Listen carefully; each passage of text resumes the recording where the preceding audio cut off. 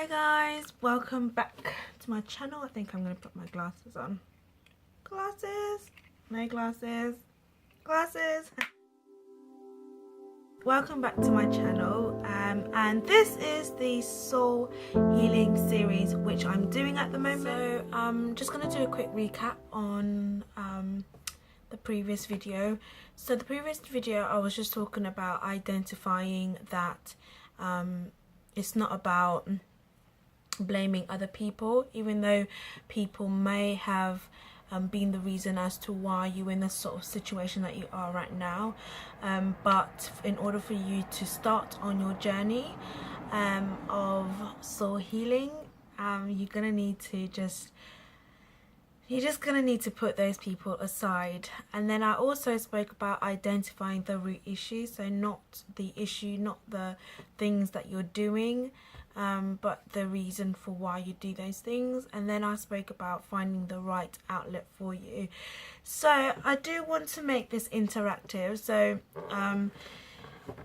let me know, like I said before, if you do any sort of things that helps. I know some people use stress balls. I know some people, you know, they use different things, so it just depends on really what works for you. Again, I want to do a disclaimer. I am not a psychologist. I am not a counsellor. This is my own personal experiences and my own personal beliefs and opinion, okay? And it's just what works for me, and I hope that I can sort of give you something that might work for you. So I came from a Catholic background, and we would go to church obviously like every Sunday, and the church was like 40 minutes or something like that. You know, the priest would talk, you'll take the you'll say the Lord's Prayer, take your communion, light your candle to Mary, boom, like you go home. And I was quite troubled when I was younger, in terms of like, it's not like I was bad at school, but in terms of like I had a lot of like internal build up. Like I had a lot, like I oppressed a lot of emotions.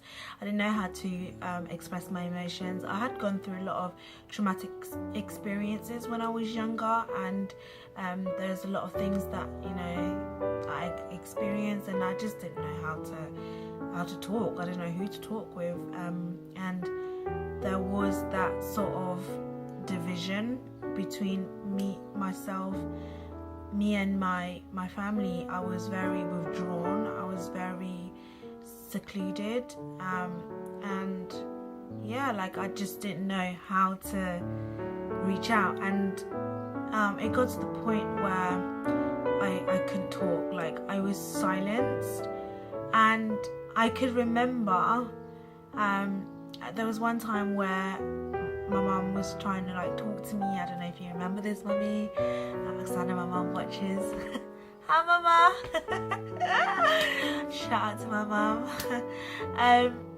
But I remember where she was trying to talk to me, and I just couldn't talk. Like, and I'm very imaginative. Like I'm very like, I don't know, like I can just imagine like random things.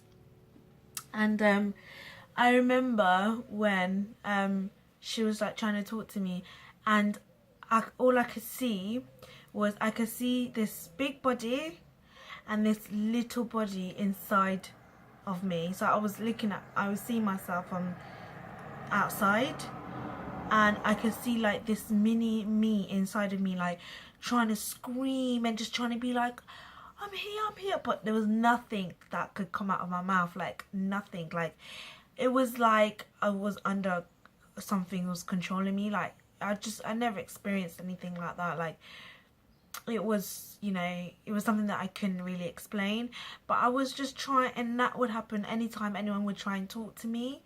I would just like, there would be this, I wouldn't know what to say. Like I would just be really, really quiet. Like I would just look at them. Like I had this stare, like just look. It was dead. It was just like, and literally like that's all it would, and it would be nothing, like nothing coming from my eyes. thinking back at it, it's quite sad because I was this sort of troubled girl that didn't know how to, I didn't know who to get help from. I didn't particularly want help. I used to believe that that's just the way I am, you know. And the sad thing is that when I would be out of my house, I would be this, I'll be this loud and lively person. I'd be like the center of attention. And as soon as I will come back home, it's like I'm a completely different person. And I remember fast forwarding, I was talking to my friend about this.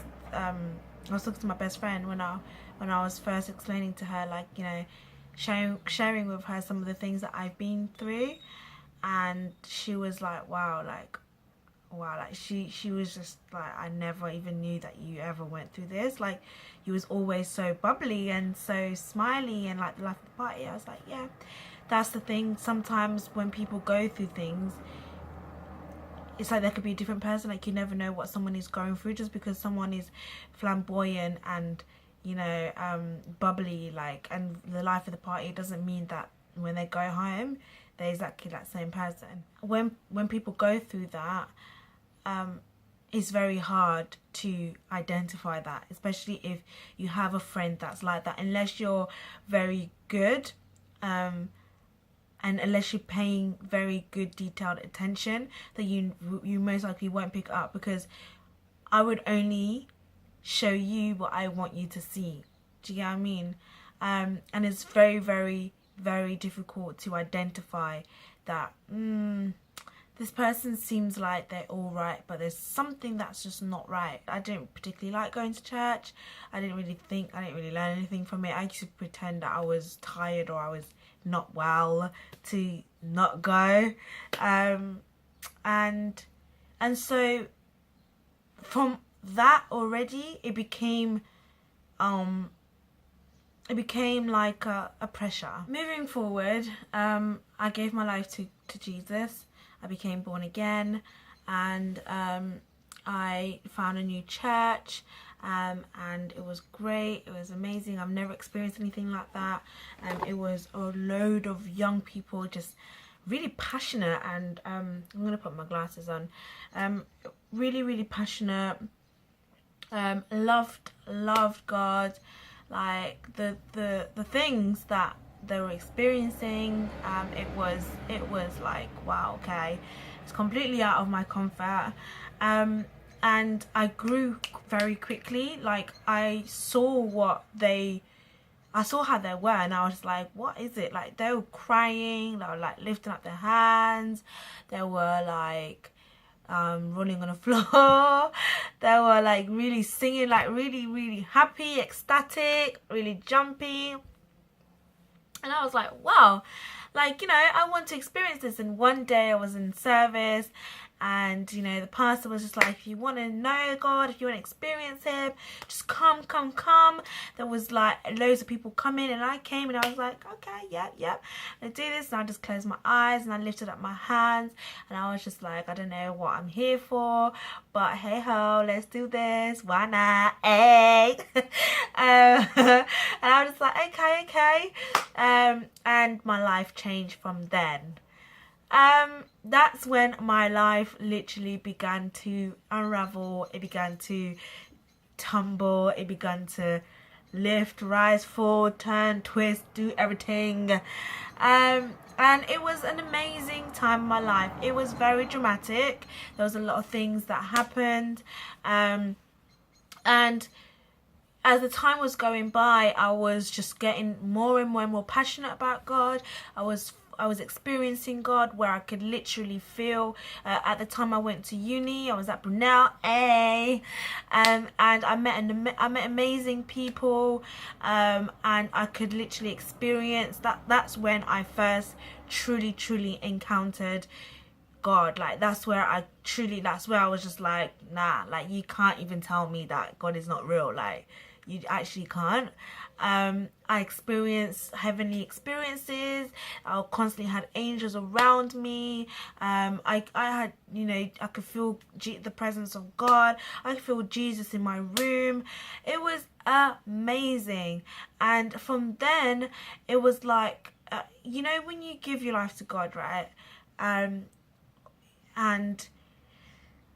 it's like you start to grow without knowing that you're growing, if that makes sense. Like things, you start to elevate, and you're not trying to elevate, but you're being elevated.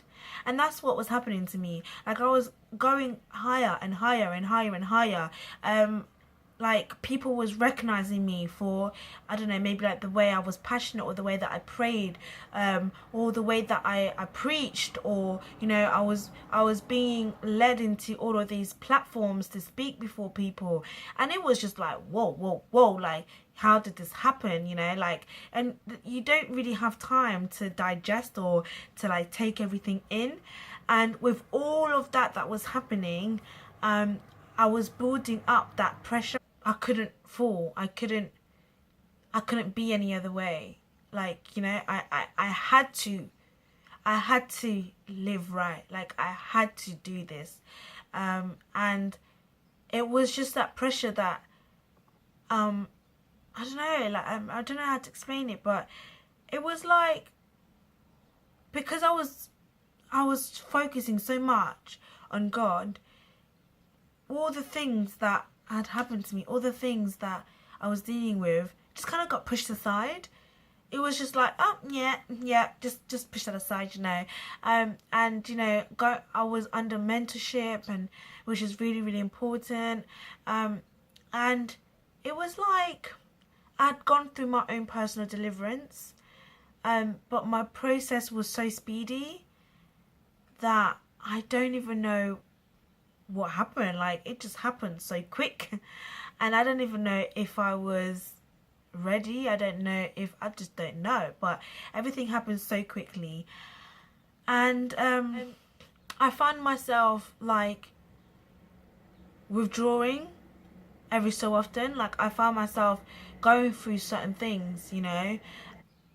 I remember when I went to get some counselling, and during my counselling session, it was very hard. Like that's when I realised that, whoa, like this is real. This is the real naive. Like, do you get what I mean? Like during my counselling session, the lady was really trying to understand why I was feeling the way that I was feeling. Everything that I go through, I would blame myself. I would be really hard on myself. Like I've said this before, but I'd be really, really hard on myself. I'd be like, nah, this is my fault, you know. I'm being punished. Like that's what I would always think. I lived with like this fear, like that, you know, everything that, and I already set this in my mind. Like I made up my mind that moving forward, everything that I would go through that would be bad, it's okay. I can take it. I can take it on the chin, because it's a punishment for what I did, you know. For every person that I ever hurt, for every person that I've ever caused damage to, like I'm paying for this. So that's how I would take everything that I would go through. I would be like, yeah, no, like that's what I deserve. I'm paying for it, so it's fine. And during my counselling session, I remember the counsellor was just like, you know, trying to really break it down and chop it up and be like, okay, you know, why do you feel like this? And she was like digging, and that's when I realised that, whoa, whoa honey, like you're just going in too much. And I was just not ready for it. Like I'd never realised how much pain was still in me. Like I never realised how much brokenness or how hurt I was or how damaged I was inside, until someone tried to open me up and chop it up. I was like, wow.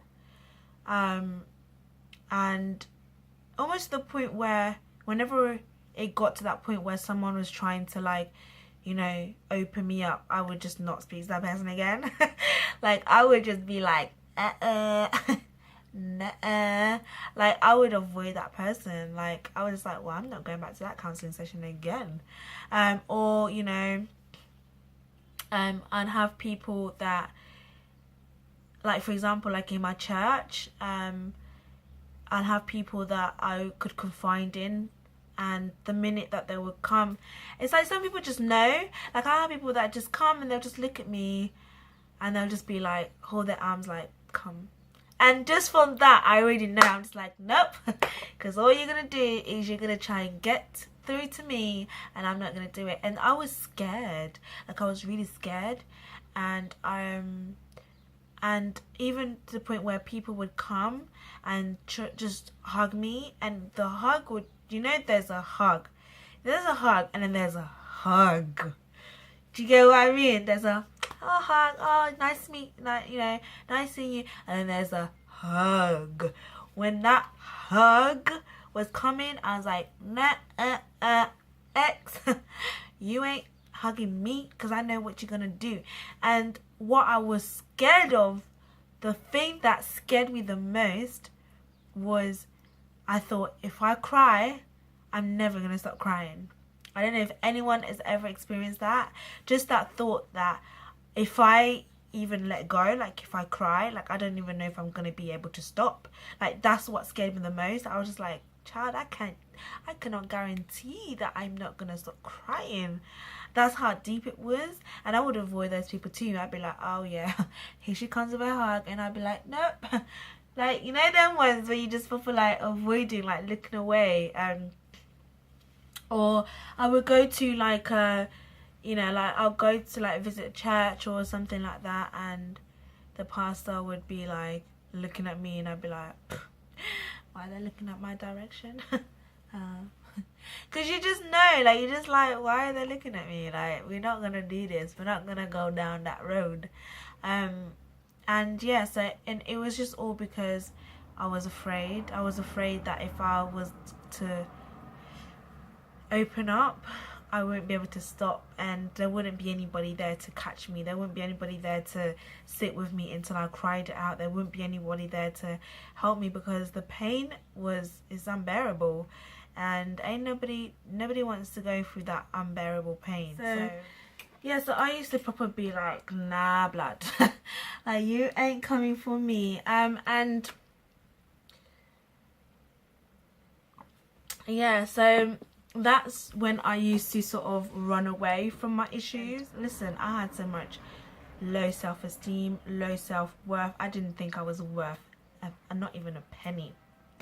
Like, I just thought to myself, do you know what, I have done so much wrong. Like, I've just hurt so many people, and you know, I've gone through, like, everything that I've gone through is just been my fault.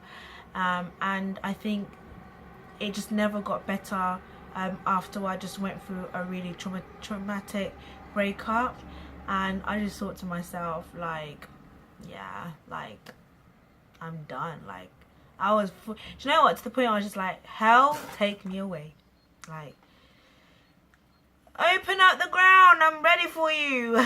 Like, come on, what are you waiting for? And I used to be so angry, and I was just like, God, like, why are you letting me live? Like, why am I still awake? Like, why are you not, like, this is torture, the fact that I'm not dying. And we got to that point, and that's when I just didn't really want to live anymore. Like, I was just like, there's nothing that is good in me, there's nothing that is worth in me, there's nothing good that could ever come from me. Everything that I touch dies, or everything that I touch is just like, it's just cursed. And I used to think that I was cursed, and I used to think that I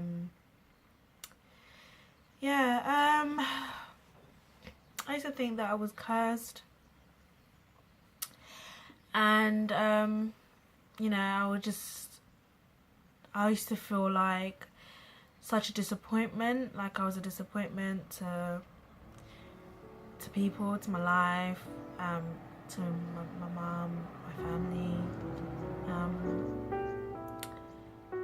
and the reason why I went through what I went through was just because I deserved it, and all of those was like building up on the inside of me, and I was just going into a darker and darker and darker space. It took a very, very long time for me to come out, and that's when I used to write. That was what I knew to do. When I used to dance in my church, and that was my way to express. I used to act, and sometimes it's weird because like sometimes when I talk, tears starts flooding my eyes, and it's really weird, and I used to get really embarrassed by it because I could be joking or about anything, and I don't know why tears would flood my eyes. I don't know if it's because it sort of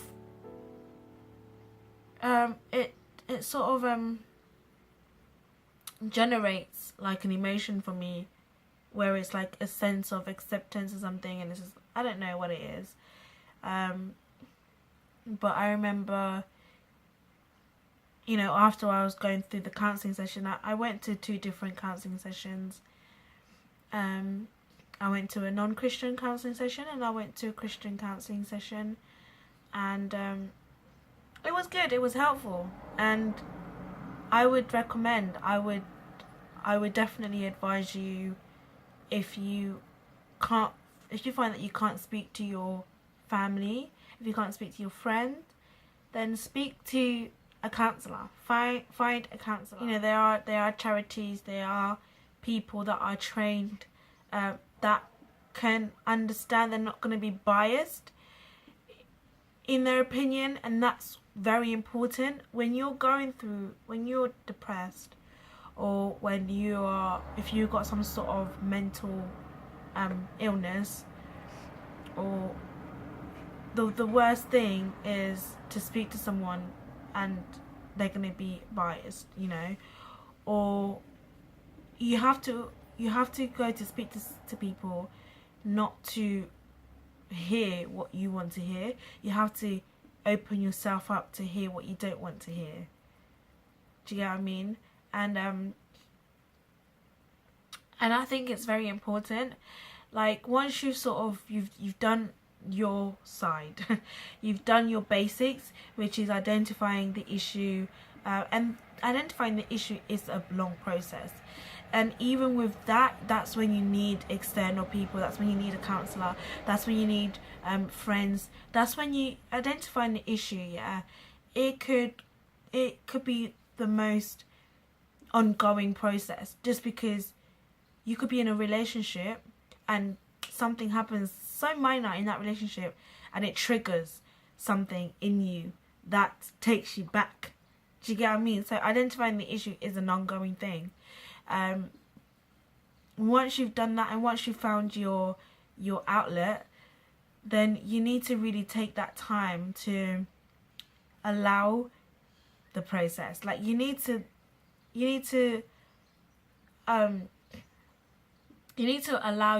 open yourself up to it. You need to be like, okay, yes, now I'm ready to do it. Unless you're ready to do it, like, unless you're ready to open yourself up, unless you're ready to feel the pain, unless you're ready to face up to it, then I don't suggest that you start it. I suggest that you make sure that you are ready to do it, and you just have to remember that you're doing it for your future. You're doing it for your future family, your future children. You're doing it for your future self, because you're not doing it for now. You're doing it for later on, that you're going to become a better person, and you are going to come out of it. And you have to do it for me as well. It's like, it's about my generation. Like, you know, everything that you're going through is so that the next person that you meet that might go through it, or that will go through it, you can then show them the way. Do you get what I mean? Like, so basically, with today's session, I hope that you sort of got some bits from it. I just shared a little bit about my background. And what I would sort of say for a tip for this session is just to sort of do some research on, you know, local counsellors, people that you can speak to, that you can sit down with on a regular basis. For me, I had an issue with understanding myself. I didn't understand myself. I was like, I don't know. Like, I don't know, it was literally like one of my like, it was like my famous word, like sentence. I don't know. You asked me like, what's wrong? I don't know.